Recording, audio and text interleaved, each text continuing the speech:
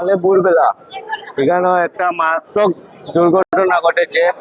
তো আমরা দেখতে পেলাম জায়গাটা মেহেরপুর দশভূজা বিবাহ ভবনের সম্মুখে একটা গভর্নমেন্ট গাড়ি কিভাবে এসে একটা বন্ধ গাড়ির মাঝে ধাক্কা মেরে একদম জায়গা স্পট ডেড। তো আমরা এটাই কাছাড় এসপির কাছে এটাই রিকোয়েস্ট করবো যাতে সঠিক এটা ইনকোয়ারি হয়, সঠিক যাতে এটা ব্যবস্থা নেওয়া হয়। যদি না নেওয়া যায় আগামীতে আমরা একটা আন্দোলন করব। স্থানীয় আমি এখন পর্যন্ত ওর বাসা কোথায় এখন পর্যন্ত আমাদেরকে জানা হয়নি।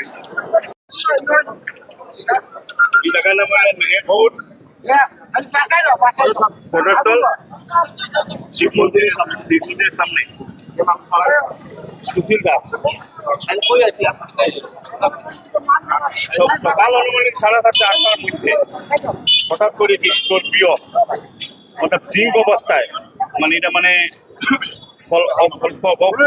যেভাবে ড্রিঙ্ক করেছে ড্রাইভার সঙ্গে যারা সবাই ছিল পিছে, যেটা ভাবে শোনা গেছে শুনছি যেরকম স্পটে শোনা গেছে ড্রিঙ্ক অবস্থায় পুরো পজিশন ভালো না।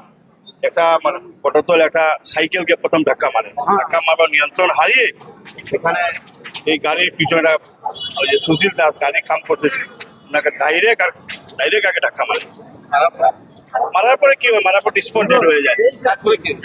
তারপরে কি হয়, তারপরে জনতা সবাই আত্মীয় স্বজন আয় পারে আপনারা নিশ্চয়ই দেখতে পাচ্ছেন এখানে গাড়ি উড়ি তো স্থানীয়রা স্থানীয় লোকরা জ্বালিয়ে ফেলেছে। মানে যে মারা গেছে তো মেন বাজার শিলপুরি ক্যাম্প, আর এখানে ভাড়া থাকতো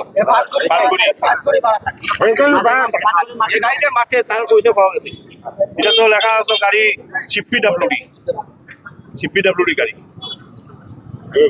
আর ওরা যারা গাড়ি পিছনে কি হয়েছে তারা বলে আমি এডিসি বলে পরিচয়, লোকাল মানুষদের যারা ভাইচা সেটা করছে।